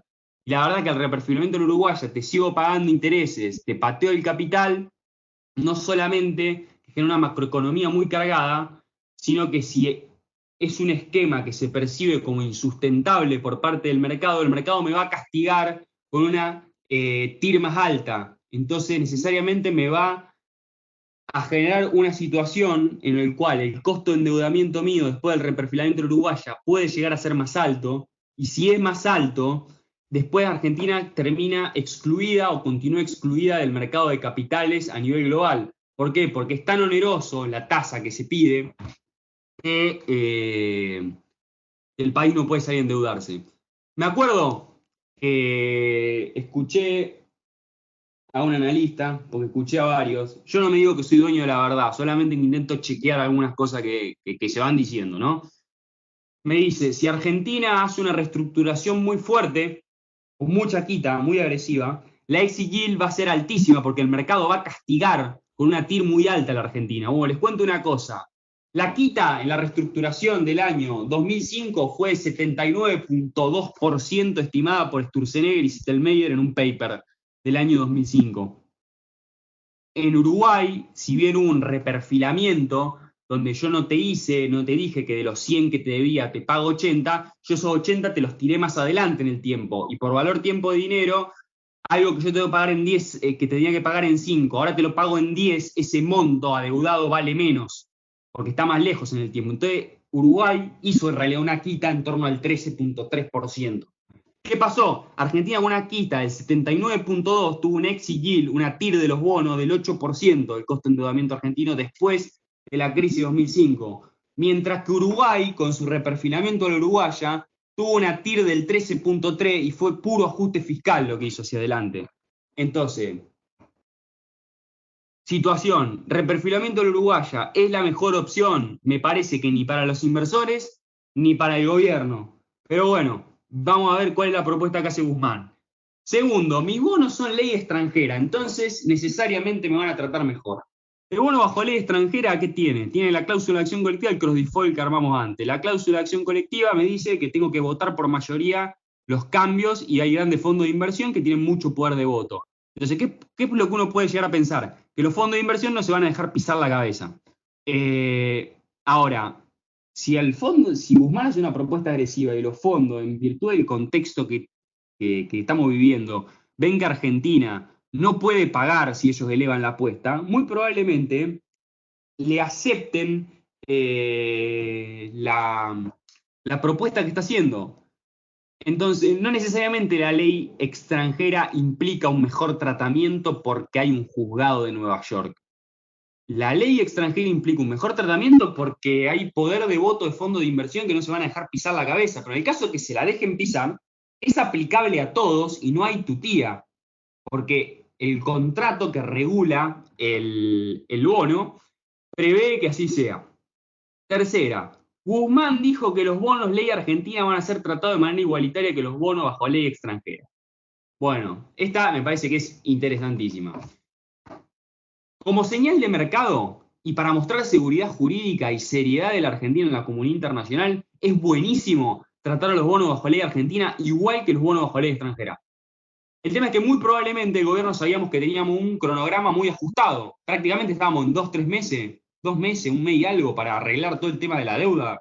Finales de marzo, ahora teóricamente el 31 de marzo tenía que estar todo arreglado. No vamos a llegar. Ucrania en 2015 tardó 4 meses en trabajar su reestructuración de deuda preventiva para que el fondo le pasara un SBA, un Extended Fund Facility.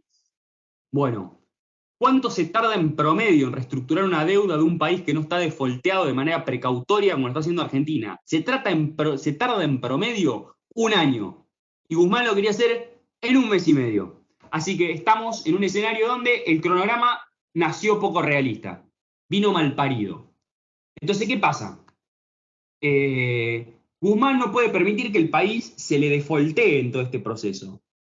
Ahora, pero si viene el día que tengo que pagar el I-24, como está emitiendo una resolución administrativa, y firmo un decreto que dice, el I-24 lo voy a pagar tal fecha X, pónganle la que ustedes quieran.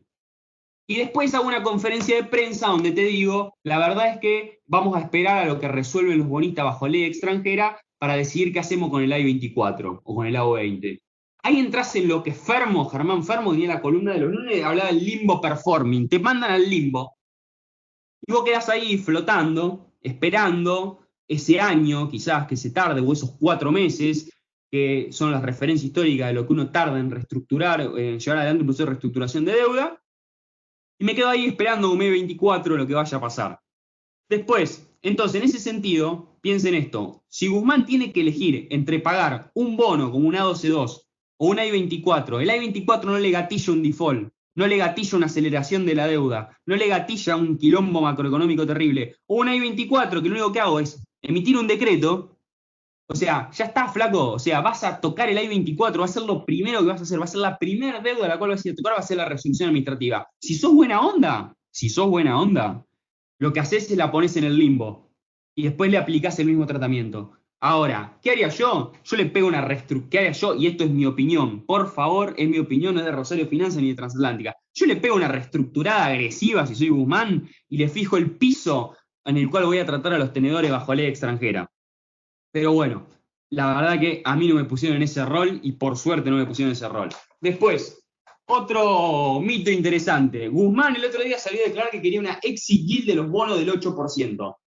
pedirle a un bono que tenga una determinada TIR es como agarrar y que yo me pare en la mesa de operación a decirle a los papeles de YPF que quiero que valgan un determinado precio. No, flaco, o sea, es oferta y demanda lo que te determina el Ezequiel. No lo vas a definir vos, no podés decir cuánto va a ser el riesgo país. Vos lo único que podés hacer es gestionar bien y hacer una buena propuesta para que el riesgo país baje, pero no podés decir cuánto va a ser. Y vamos a mí, esta es muy buena, me encanta. Los bonos de la reestructuración 2005-2010 no pueden volver a ser reestructurados. Esta pregunta la hacen mucho los clientes y hay un reconocido analista de la ciudad de Rosario y consultor que hizo un newsletter diciendo que los bonos de reestructuración 2005-2010 no se pueden reestructurar. Le voy a tirar una mala noticia. Si vos le pusiste una cláusula de acción colectiva al bono que dice que para modificar las condiciones fundamentales necesitas tener la mayoría, ¿tá? ¿Para qué le vas a poner una cláusula de modificación de condiciones fundamentales si después no lo vas a poder modificar porque no se puede reestructurar? No sé si se entiende el razonamiento. O sea, si el bono no se pudiese reestructurar, no le hubiesen puesto cláusula de acción colectiva porque no hay nada que discutir. Lo que pasa es que sí, puede ser una vergüenza tener que reestructurar por tercera vez, porque los discounts ya vienen por la tercera reestructuración si vamos a hacer una nueva ahora.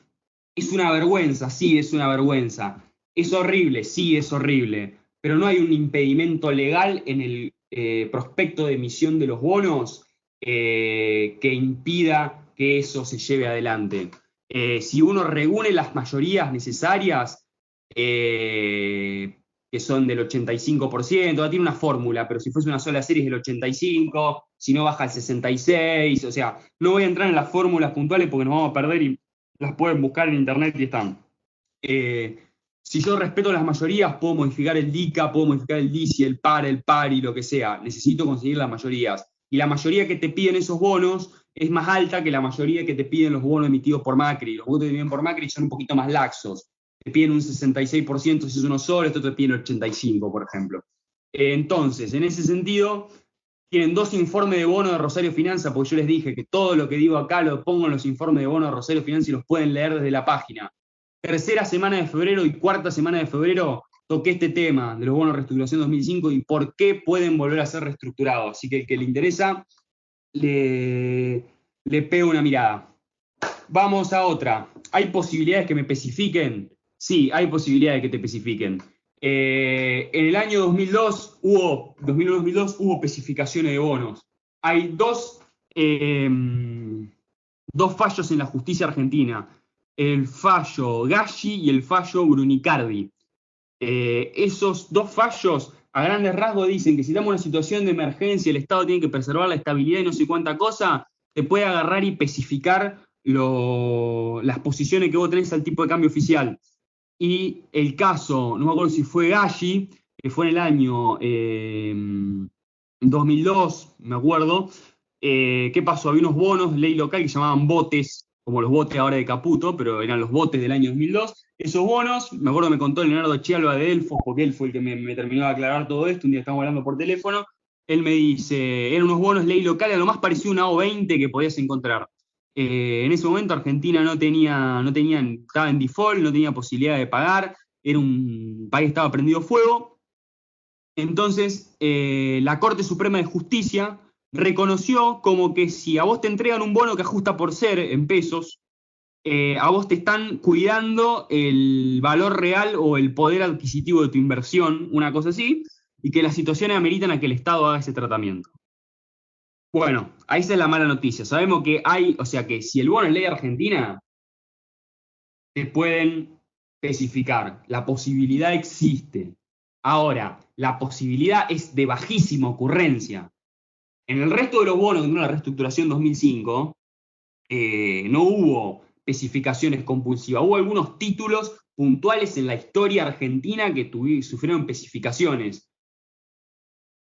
El Poder Judicial lo avaló. ¿Eso significa que la mayoría de las veces Argentina sale a especificar? No, no sale a especificar. Es bajísima la probabilidad y la verdad es que sería una señal horrible. Y hoy el país no tiene el superávit de 2003. Si nosotros pensamos que hoy estamos viviendo 2001, 2002, 2003, olvídense que lo que tenemos mañana es 2004, 2005, 2006, porque Brasil no crece al 5, China no crece al 12, la competitividad de la moneda es menor, tenemos coronavirus, tenemos menor crecimiento de lo sociocomercial. Entonces, lo peor que puede hacer el gobierno es terminar de matar a los inversores que todavía siguen creyendo en Argentina.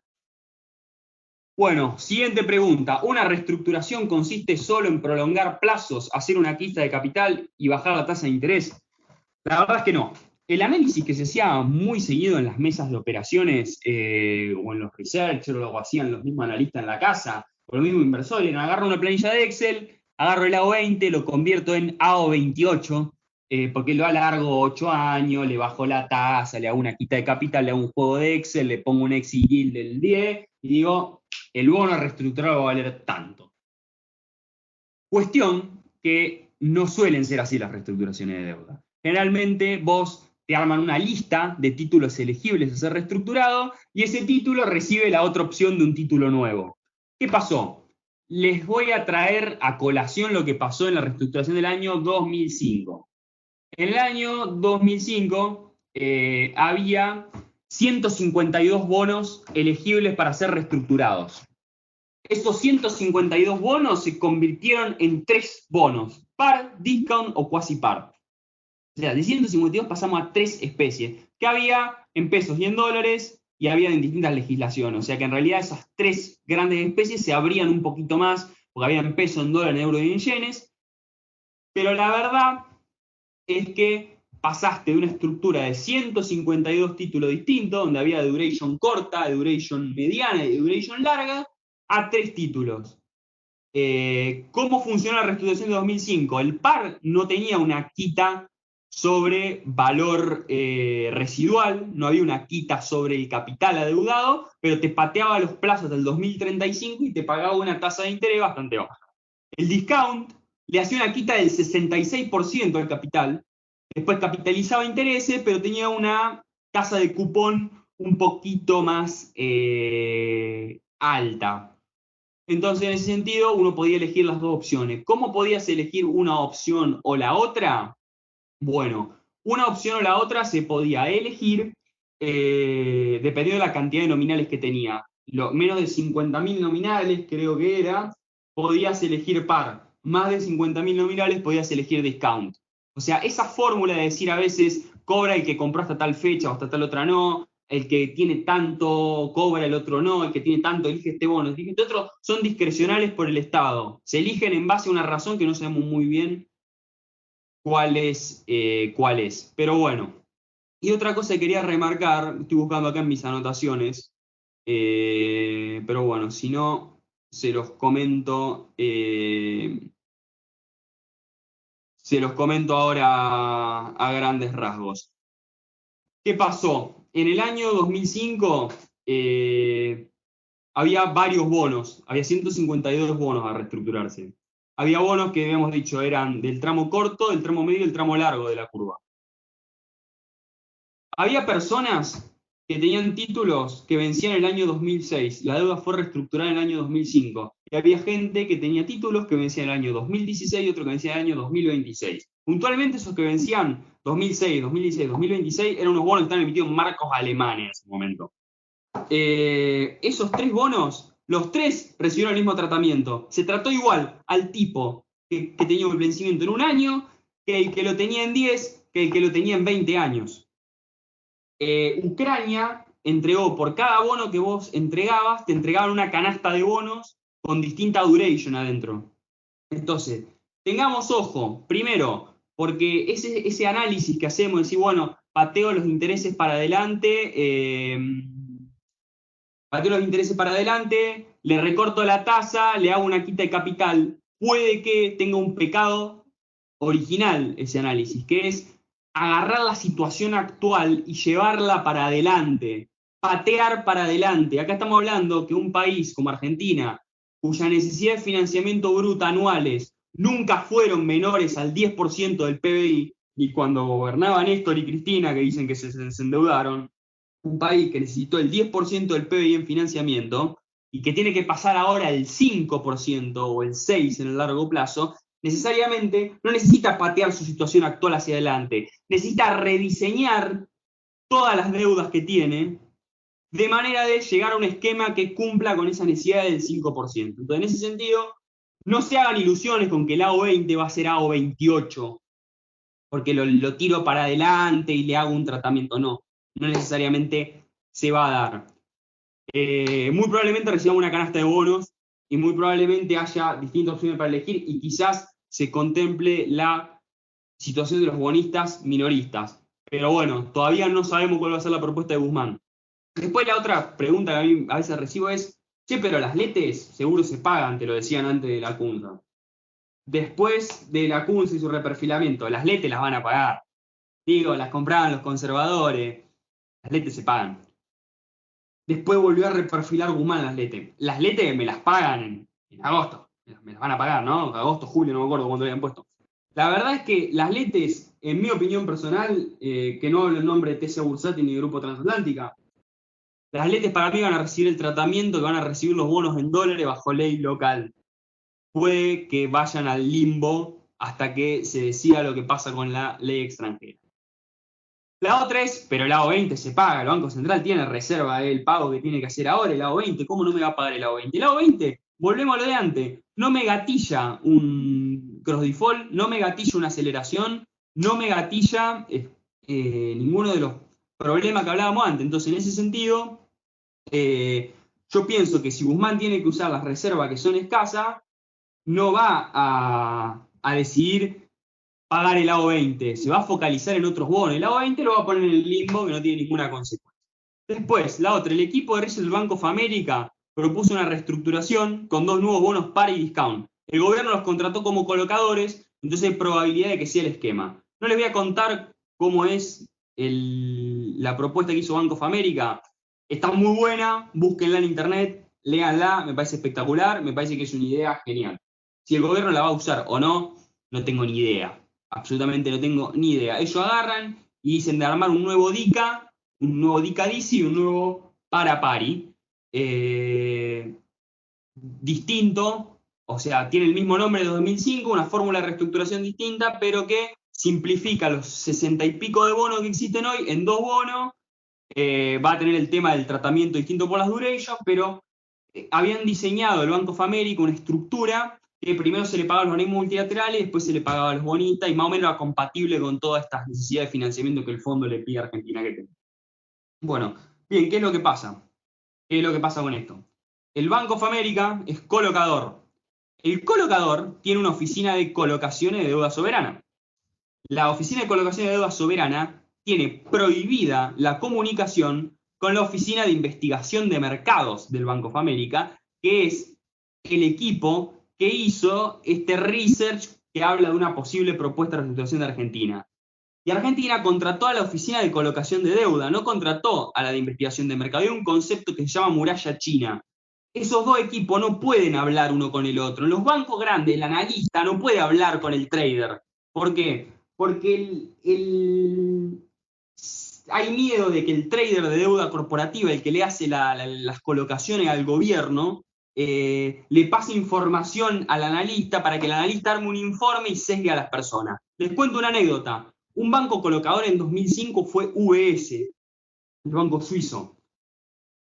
El equipo de investigación de UBS recomendaba a los tenedores de bonos defolteados de Argentina del 2001 no aceptar la propuesta de reestructuración que su equipo de colocaciones de deuda estaba llevando adelante. O sea, llegamos a ese nivel. O sea, cuando vean un research y lo hizo Bank of America, Bank of America está contratado por el gobierno, sepan una cosa. Contrataron a Bank of America en su rol de colocador, no en su rol de economistas. Así que ellos no se comunican entre los equipos la información privilegiada sobre la operación. Entonces, ¿hay probabilidad de que este sea el esquema? No sé. Si es bueno, si Guzmán piensa algo parecido, hay probabilidad de que haya un esquema parecido, quizá no igual. Pero no porque lo haga el Banco of America implica que va a ser así. Y después la última es, esta una vez me preguntaron, ¿tengo que contratar un abogado? La verdad es que si es ley local, la ley está del lado del Estado. Si es ley extranjera, me parece que los abogados lo van a contratar los fondos. Si alguno de los que está en esta sala escuchando esta clase es un fondo de inversión, le pido que, bueno, que me avise, quizás podemos hacer algún negocio o me da laburo. alguna cuestión así. Y ahora vamos a lo que es los mitos en deuda bajo ley local. Los mitos en deuda bajo ley local. Vamos al primero, me encanta. Nadie reestructura deuda en moneda local. En una publicación, en un estudio que hizo la calificadora de riesgo Fitch en el año 2013, los últimos 10 defaults que se habían dado desde esa fecha para atrás, la mitad, el 50%, defaulteó moneda extranjera y moneda local, y el otro 50% defaulteó moneda extranjera nada más. Entonces, una de cada dos reestructuraciones de deuda te reestructuran también la deuda en moneda local. Entonces, nadie reestructura deuda en moneda local, es un mito. Segundo mito, la deuda en pesos se paga con emisión monetaria. La deuda en pesos se paga con emisión monetaria. Primero, a nivel académico, Ahmad Damodaran, profesor de la Universidad de Nueva York, una vez habló en un paper que él escribió de por qué o cómo se decide tomar la decisión de pagar con emisión monetaria o no.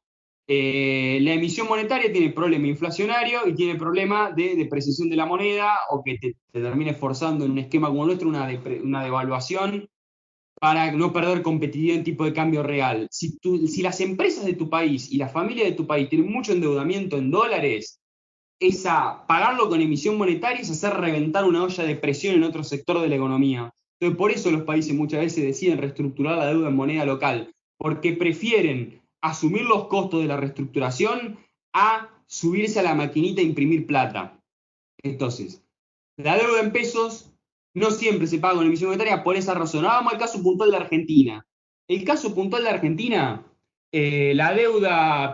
una declaración de Alberto Fernández en la primera semana de febrero que dijo: hay que esperar. Igual para el caso es lo mismo porque nosotros tenemos disciplina fiscal. Fue alrededor de la F20. Dijo, hay que esperar con el tema de la F20 porque no tenemos disciplina fiscal. Y después dijo, no vamos a andar emitiendo a lo loco, no vamos a andar emitiendo dinero a lo loco y menos para pagarles a los acreedores. O sea que si tengo que usar la emisión monetaria, no voy a elegir el primer uso es pagarle a los acreedores. ¿Dónde pueden leer esto? Informe de Bono Rosario Finanzas, primera semana de febrero, está tocado este tema.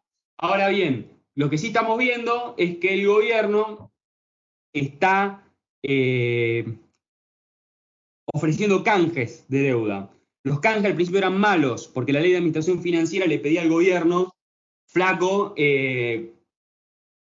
tomame los precios, tomame los bonos a los precios de mercado. Y después el gobierno dijo, no, te los voy a tomar a valor técnico.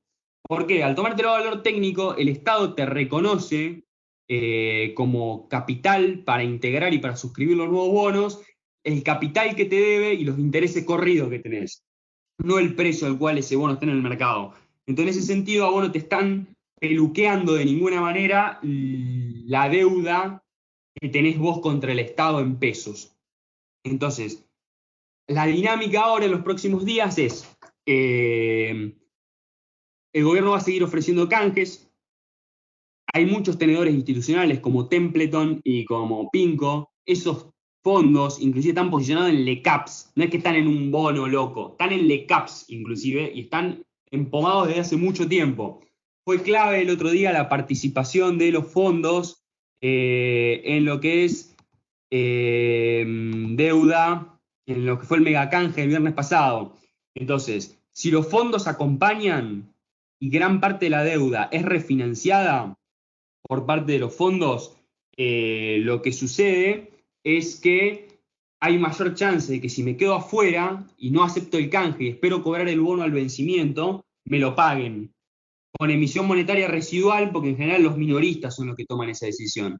Ahora, el problema es que si un día el fondo de inversión no quiere participar, como pasó con el AF20, vamos todo a reperfilamiento compulsivo y a fumarnos un discurso donde nos digan especuladores, traidor a la patria, etcétera, etcétera, etcétera. Entonces, la situación de hoy es que el Estado necesita espacio para hacer política fiscal y monetaria expansiva.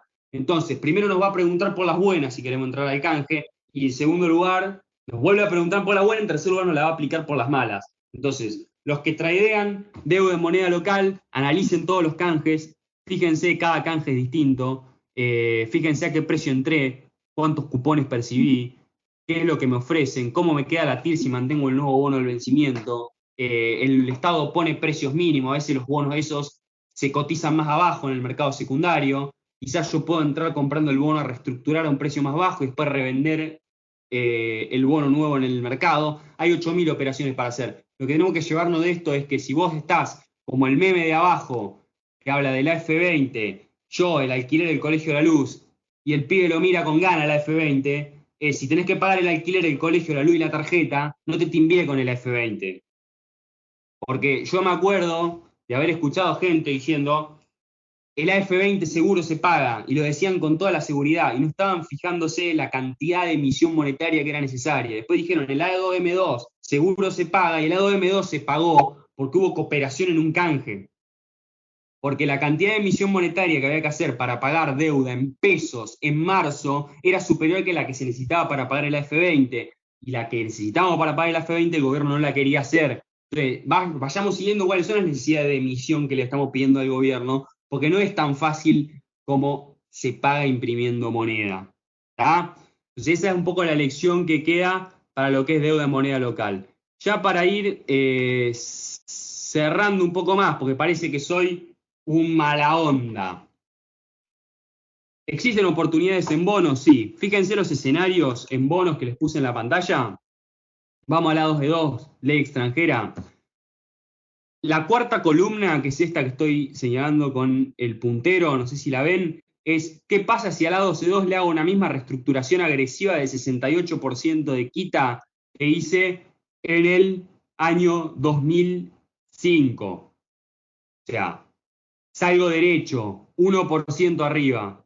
AA26, 1% arriba. El DICI 14 abajo. El DICA 6% arriba. El I24, 1% arriba. El AO20, 1% arriba. O sea, hoy el mercado pricea una situación bajo la cual, inclusive haciéndote un tratamiento agresivo como el de 2005, salí derecho. O sea, cualquier cosa mejor que esa quita en términos de valor presente, 72.9%, es upside.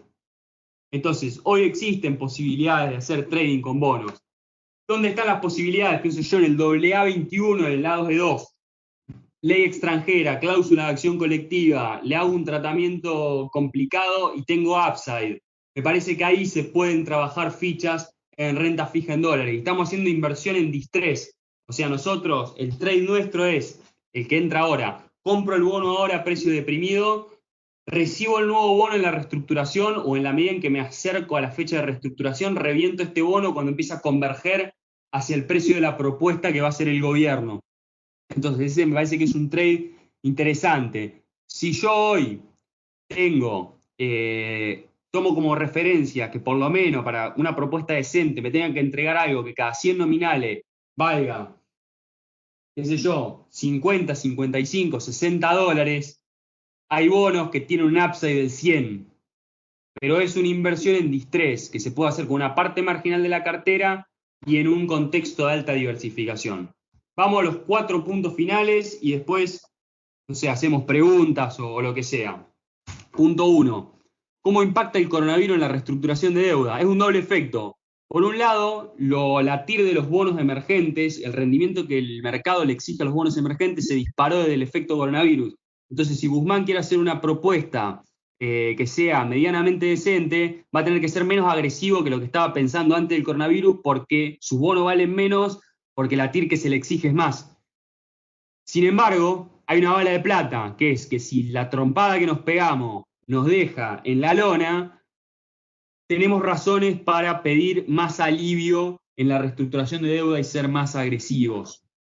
Entonces, en ese sentido, ojo con eso, porque hay un doble efecto. Por un lado, Guzmán se ve obligado a hacer una propuesta menos agresiva que lo que estaba esperando antes del coronavirus. Por otro lado, se ve obligado a hacer más. No sabemos qué fuerza va a dominar más en esta puja. Segundo punto, ¿cómo impacta la reestructuración de deuda en la renta variable local?